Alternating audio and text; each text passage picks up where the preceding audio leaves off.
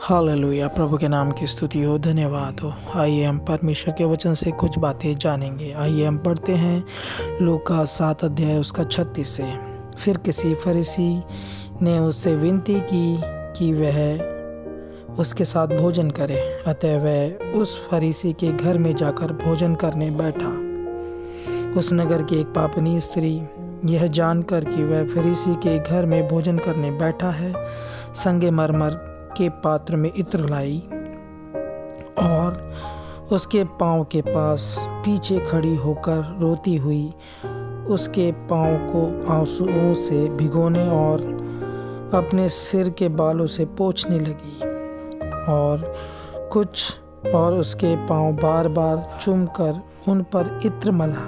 यह देखकर वह फरीसी जिसने उसे बुलाया था अपने मन में सोचने लगा, यदि यह भविष्यवक्ता होता तो जान जाता कि यह जो उसे छू रही है वह कौन और कैसी स्त्री है, क्योंकि वह तो पापनी है। यीशु ने उसके उत्तर में कहा, हे शमौन, मुझे तुझसे कुछ कहना है। वह बोला, हे गुरु, कह। किसी महाजन के 2 देनदार थे, एक 500 और दूसरा 50 दिनार का देनदार था। जब उनके पास लौटाने को कुछ न रहा तो उसने दोनों को क्षमा कर दिया। इसलिए उनमें से कौन उससे अधिक प्रेम रखेगा? शमौन ने उत्तर दिया, मेरी समझ में वह जिसका उसने अधिक क्षमा किया। उसने उससे कहा, तूने ठीक विचार किया है। और उस स्त्री की और फिर कर उसने शमौन से कहा, क्या तू इस स्त्री को देखता है? मैं तेरे घर में आया, परंतु तूने मेरे पांव धोने के लिए पानी ना दिया, पर इसने मेरे पांव आंसुओं से भिगोए और अपने बालों से पोंछा। तूने मुझे चूमा ना दिया, पर जब से मैं आया हूँ तब से इसने मेरे पांव को चूमना ना छोड़ा।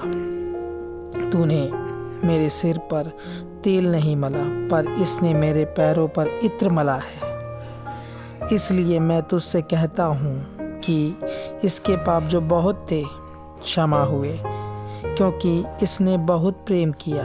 पर जिसका थोड़ा क्षमा हुआ है वह थोड़ा प्रेम करता है।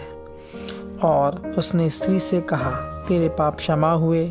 तब जो लोग उसके साथ भोजन करने बैठे थे वे अपने अपने मन में सोचने लगे, यह कौन है जो पापों को भी क्षमा करता है? पर उसने स्त्री से कहा, तेरे विश्वास ने तुझे बचा लिया है, कुशल से चली जा। हम इस घटना में एक फरीसी को देखते हैं जो हमारे प्रभु से भोजन करने के लिए विनती करता है कि उसके साथ भोजन करे।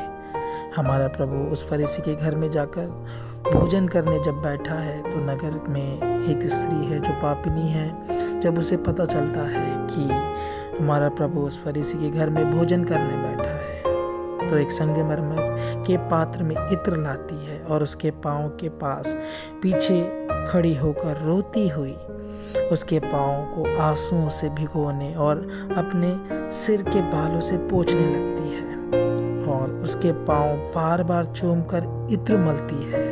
यह देखकर फरीसी जिसे उसने बुलाया होता है अपने मन में विचार करता, सोचता है, यदि ये भविष्यवक्ता होता ना तो ये जान जाता कि जो ये स्त्री से छू रही है ना ये कैसी है।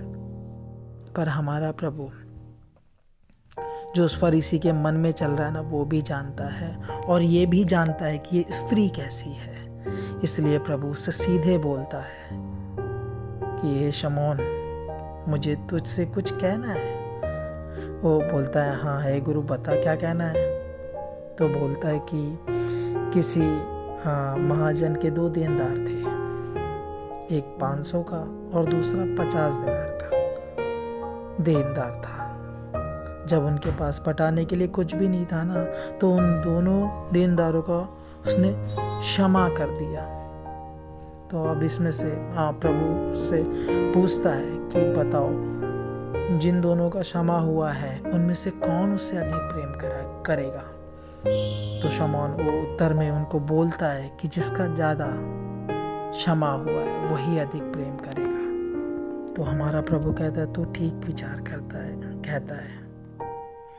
तो हम इस घटना में जब ये बातें देखते हैं तो हमें पता चलता है कि कैसे प्रभु ने उस फरीसी को भी, जो उसके मन में विचार उठ रहा था, उसको भी उत्तर दिया। और यहाँ जब उस स्त्री जो उसके पास जो खड़ी है, जो प्रभु के पाँव को अपने आंसुओं से भिगो रही है और बालों से पोंछ रही है, उसके मन की स्थिति वो प्रभु देख रहा है। उस मन फिराव को प्रभु देख रहा है और उसके अंदर के विश्वास को भी देख रहा है प्रभु। इसीलिए प्रभु उससे कह रहा है जो तेरे पाप बहुत थे वो क्षमा हुए हैं। प्रभु उसके विषय में कहता है कि इसने बहुत प्रेम किया है। पर हम जब आगे पढ़ते हैं तो यहाँ लिखा है जिसका थोड़ा क्षमा हुआ है वो थोड़ा प्रेम करता है। प्रभु ऐसे क्यों कह रहा है? हम प्रभु के वचन में पढ़ते हैं हम कोई भी अच्छे नहीं हैं। हम जितने भी मनुष्य हैं सब ने बहुत पाप किया है, पर हम पाप को गंभीरता से नहीं लेते अपने जीवन में। हम दूसरों से खुद को अच्छा जब हम समझने लगते हैं कि हम इससे तो बेहतर हैं, हम उससे तो अच्छे हैं, जैसे ये फरीसी सोच रहा है उस पापिनी स्त्री के विषय में कि ये तो पापिनी है, तो प्रभु उसको कैसे उत्तर दे रहा है, कैसे समझा रहा है, भाई तू जो सोच रहा है वैसा नहीं है। तुझे लगता है तू कम पापी होगा, पर सच्चाई ये नहीं है।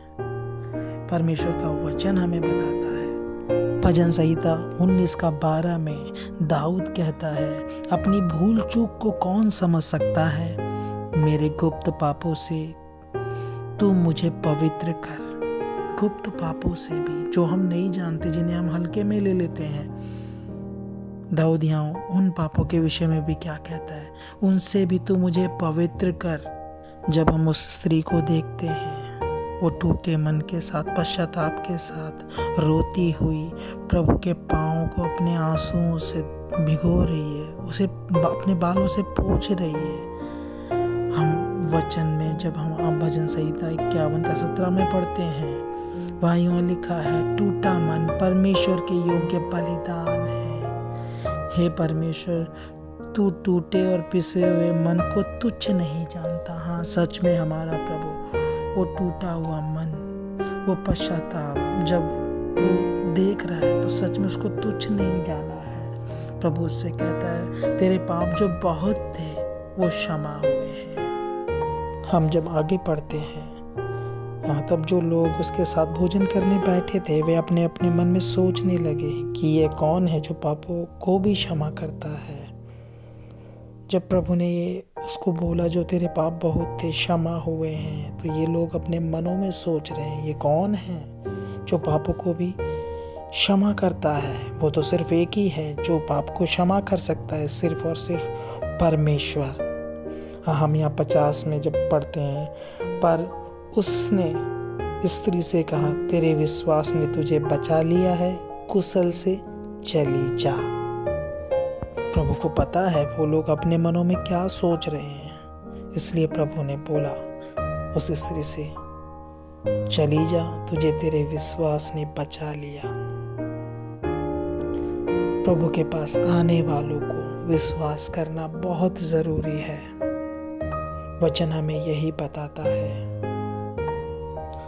जिस विश्वास के साथ हम परमेश्वर के पास आते हैं, परमेश्वर वो देखता है, उस प्रेम को देखता है, उस टूटे हुए मन को देखता है।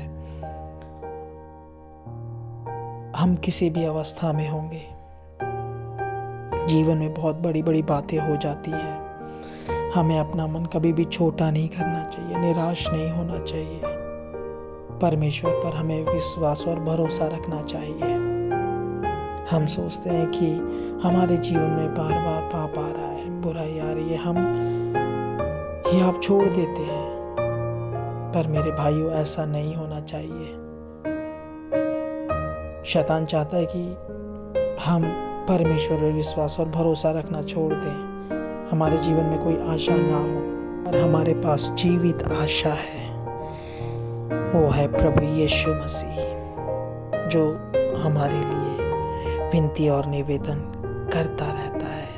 इसलिए हमें भी पापों से मन फिराते हुए, पाप और बुराई के दलदल से निकलते हुए परमेश्वर के सच्चे और जीवते मार्ग पर हमें चलना है। विश्वास के साथ हमारा विश्वास कभी भी परमेश्वर के पीछे चलने में कम नहीं होना। इसलिए परमेश्वर ने अपना वचन हमें दिया है, जो समय समय पर हमें दृढ़ करता है, स्थिर करता है और परमेश्वर के पीछे चलने के लिए हमें सहायता देता है, मदद देता है, क्योंकि यह परमेश्वर का जीवित वचन है।